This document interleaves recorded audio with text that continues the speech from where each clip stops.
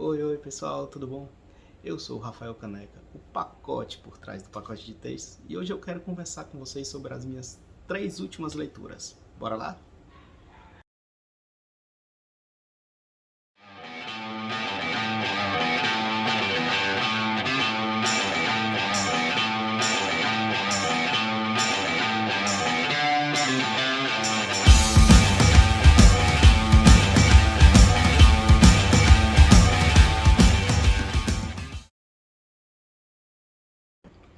E aí pessoal, tudo bem com vocês?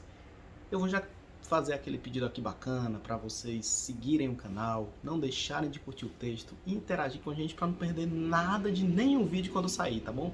Pode interagir aqui, curtir, comentar, compartilhar com quem vocês quiserem, beleza? Agora vamos lá. Deixa eu explicar um pouquinho para vocês o conceito desse vídeo aqui, desse vídeo das minhas 3 últimas leituras, né?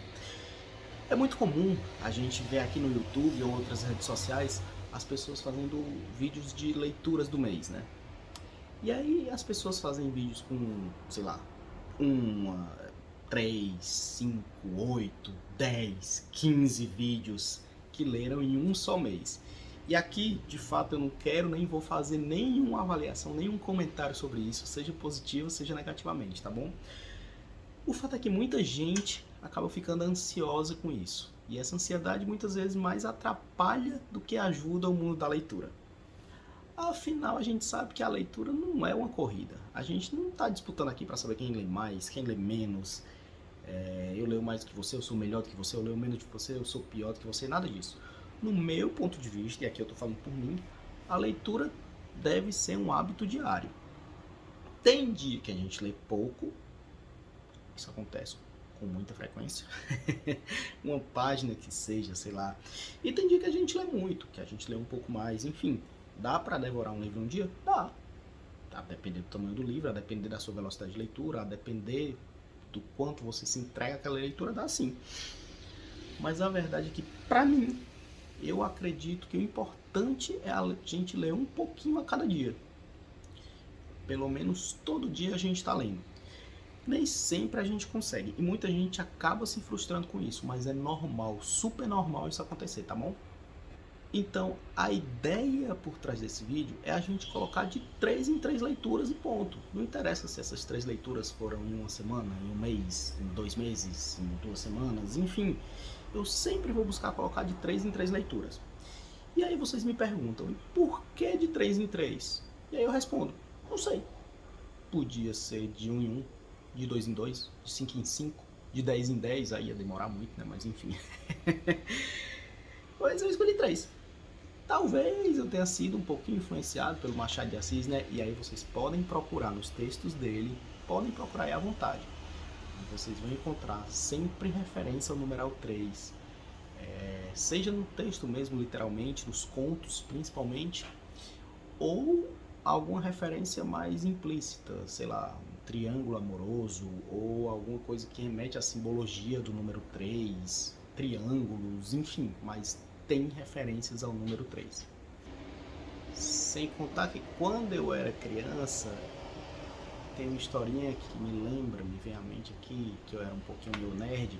Eu sempre gostei do número 3. E aí quando eu saía para dar uma volta de carro com meu pai, com minha mãe, quando a gente ia em algum canto e tal, eu gostava de ficar olhando as placas dos carros e vendo quais placas eram divisíveis por 3, né? Eu sempre fui um pouquinho meio nerd. Então, voltando aqui ao vídeo, ele pode ser gravado, como eu falei, semana a semana, mês a mês, em 2 meses. Vai depender muito da minha própria velocidade de leitura. E a publicação dos vídeos aqui vai ser bem aleatória, não vai obedecer a periodicidade nenhuma, não vai obedecer a ordem que eu gravei, enfim, vai ser um caos. No frigir dos ovos é isso que vai acontecer, vai ser um caos, mas eu espero que pelo menos isso não atrapalhe a ansiedade de ninguém, vai ser uma brincadeira que a gente vai ficar fazendo aqui, tudo bem, vamos só conversar sobre leitura, que é isso que eu espero estar fazendo aqui nesse canal com vocês, tá bom? Então, sem mais demoras, sem mais delongas, vamos às minhas 3 últimas leituras, finalmente? Coincidentemente, ou nem tanto assim, já que eu ainda não me mudei e 99% dos meus livros físicos estão no apartamento novo que está em reforma. As minhas 3 últimas leituras foram no Kindle. E aí eu digo que eu também aproveito o Kindle para ficar lendo enquanto eu vou para o trabalho. Quando eu vou de ônibus, então é 1 hora de leitura todo dia indo. E aí a volta é um pouco mais rápido, mas eu também leio na volta. Então acabo lendo bastante no Kindle. Não dá para ficar carregando também muitos livros na mochila, enfim, as costas agradecem.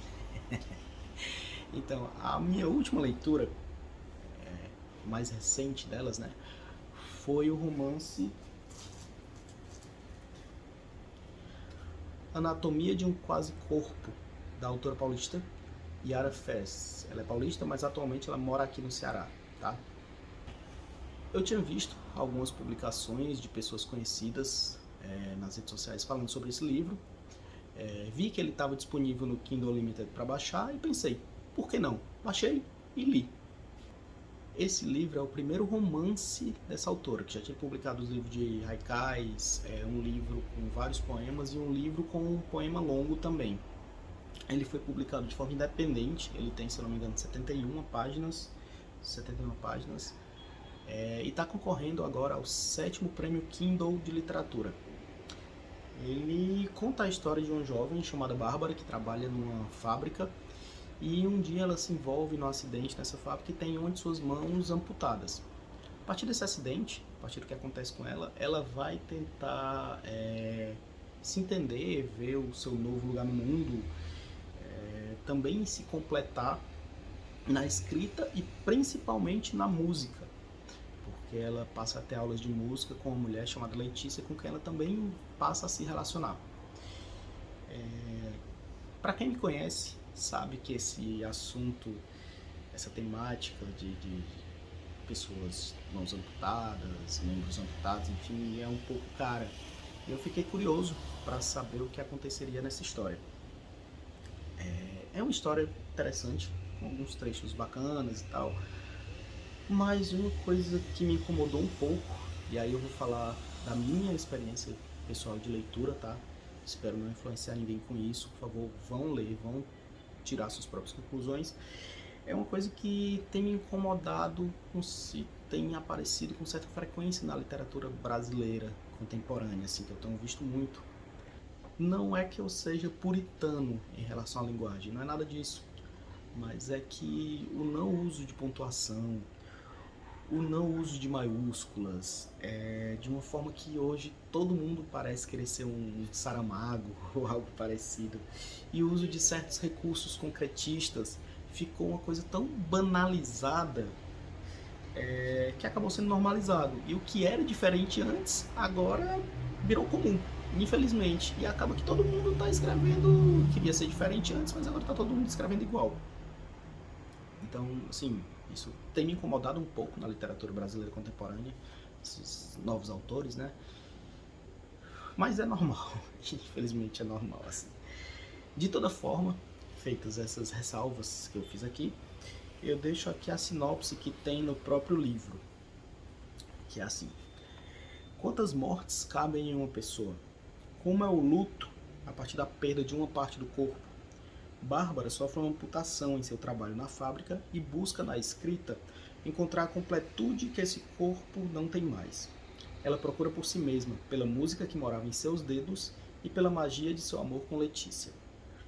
Anatomia de um Quase Corpo é uma narrativa costurada pelas rupturas linguísticas, sonoridades e sinestesias da poesia. Possui o sensorial da música e da fábrica, do humano e da máquina. É uma anatomia que disseca a personagem e quem lê. Quem quiser saber mais ou falar com a própria autora, o perfil dela está aqui na descrição do vídeo, tá bom? Então, esse foi o livro mais recente que eu li, Anatomia de um Quase Corpo, da Yara Fez. Antes da Anatomia de um Quase Corpo, eu tinha lido um livro da autora russa octogenária Lyudmila Petrushevskaya. Era uma vez uma mulher que tentou matar o bebê da vizinha. Histórias e contos de fadas assustadores. Na edição da Companhia das Letras e com tradução diretamente do russo, feito pela Cecília Rosas. Esse livro ele tem 268 páginas, e é dessa autora Lyudmila Petrushevskaya, que é tida por muitos como uma das maiores escritoras vivas contemporâneas russas. Tanto é verdade que recentemente, sei lá, 2000 e algum... Recentemente não, já faz uns 20 anos, 2002, ela recebeu um dos maiores prêmios da literatura russa pelo conjunto de sua obra. Então, esse livro ele traz, como o próprio subtítulo revela, histórias sobrenaturais que relembram a tradição de histórias dos contos folclóricos, né? É meio que uma macho urso, para quem tem filho vai saber do que eu estou falando. Mas ela bota elementos contemporâneos nessas histórias dela, nesses contos dela. São 21 contos no total, com essa temática aí de terror, horror, enfim. Mas aí eu preciso fazer uma confissão para vocês, tá? Essa temática do horror, do terror, não é muito uma coisa que eu leia com muita frequência, que eu goste muito, que eu seja bastante fã. Então eu devia ter imaginado que esse livro não faria meus olhinhos brilharem muito. E foi de fato isso mesmo. As histórias são bem escritas, bem traduzidas, sobre fome, violência, guerra, enfim, crimes passionais. Mas talvez por esse não ser o meu estilo favorito, por mais que as histórias tragam no fundo mesmo questões sociais, questões culturais, questões políticas da sociedade russa, que aí sim me atraem bastante, eu não me apaixonei muito pela Lyudmila não, tá? Pelo menos por este livro dela. E aí eu deixo para vocês uma curiosidade. Em 2018, a Lyudmila veio para a Festa Literária Internacional de Paraty, a Flip. E aí, entre um comentário e outro, sobre a vida dura que ela teve no passado, sobre dificuldades de tradução, e aí ela falou sobre a obra dela, garantiu que ela não é tão conhecida assim na Rússia, e no final, pasmem, ela cantou. Para quem quiser ver mais, saber pelo menos o link sobre a matéria dessa visita dela à Flip, eu também estou deixando aqui na descrição do vídeo, tá bom? Vejam lá, parece ter sido uma visita bem interessante, essa visita da Lyudmila à Flip em 2018. Agora, por mais que horror ou terror não seja meu estilo favorito, eu preciso falar do último, o primeiro, né? Depende do ponto de vista que a gente esteja enfrentando aqui, livro dessa lista dos 3, né? Que vem exatamente para me contradizer. Eu sou um poço de contradição, é bem verdade. Porque esse é um livro com traços de horror, mas que eu gostei bastante, que foi a minha melhor leitura desses 3 livros. Eu tô falando, pessoal, do Rinha de Galos, da equatoriana Maria Fernanda Ampuero, publicado pela Moinhos, do meu querido amigo Nathan Matos, com tradução da Silvia Massimini Félix, e mais um livro de contos. E aqui eu faço um parêntese para explicar por que eu li 2 livros de contos, já que não é muito comum eu ler contos, falar de contos por aqui. É porque, não sei se vocês sabem, mas como eu estou escrevendo o meu próprio livro de contos, eu fui atrás de pesquisar, ver o que tem sido produzido, não para copiar, claro, mas para me inspirar, para ver o que tem sido feito de bom, enfim, pesquisa de campo que a gente chama, né? Então vamos lá. Rinha de Galos é um livro de 112 páginas, com 13 contos, olha o 13 aí, pessoal, na sua maioria narrados por personagens femininas, e que fala sobre diversas formas de violência. É um conto sobre uma mulher sequestrada e que é colocada à venda num leilão de tráfico humano. E aí ela começa a se lembrar da sua infância, de quando ela tinha que acompanhar o seu pai, que era criador de galos de briga, e ele não tinha com quem deixá-la, e ela ia com ele para as rinhas de galos. É a história também de 2 irmãs que também, cujos pais são ausentes, e elas passam a escutar de uma doméstica que elas precisam ter mais medo dos vivos do que dos mortos.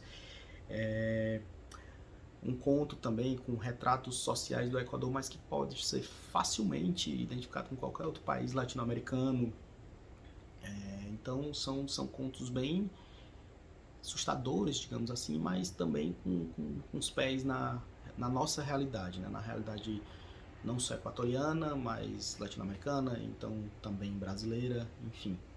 A escritora Mariana Enríquez, autora do livro As Coisas que Perdemos no Fogo, outro livro de conto também, é um livro que eu adoro, que eu li há alguns anos e que, pelo menos, eu só li 2 livros dela, mas foi o que eu mais gostei, esse As Coisas que Perdemos no Fogo. Ela diz que Rinha de Galos, e aí eu abro aspas aqui, tá? É um livro sobre os laços e sua brutalidade quando se rompem, quando são atravessados pela perversão. Um livro sobre como o espaço familiar, que devia ser de proteção e segurança, é, em muitos casos, o lugar no qual se concretizam as violências mais indescritíveis, aquelas que deixam cicatrizes permanentes. Ela segue escrevendo também que nestes contos há mulheres e meninas que assistem a filmes de terror para se acostumar a lidar com monstros. Salta à vista a terrível desigualdade do Equador, que se replica em toda a América Latina. A vida cotidiana é interrompida, atacada por uma violência generalizada. As relações de poder são reproduzidas no lar. Talvez a crueldade seja a norma nos contos de Rinha de Galos, porque Ampuero a conhece e a entende, porque sua escrita tem uma íntima relação com a beleza e a violência. Massa, né? Pelo menos eu achei. Achei muito massa. Eu mesmo respondo. Pessoal, então é isso. Espero que vocês tenham gostado de saber um pouquinho mais sobre as minhas 3 últimas leituras. Espero vocês aqui nos próximos vídeos do canal. Espero os comentários de vocês. Se vocês já leram esses livros, me digam o que acharam, se concordam, se discordam. Enfim, um abraço para todos vocês. Não se esqueçam de curtir, comentar, compartilhar o vídeo e seguir o canal, tá bom? Fui!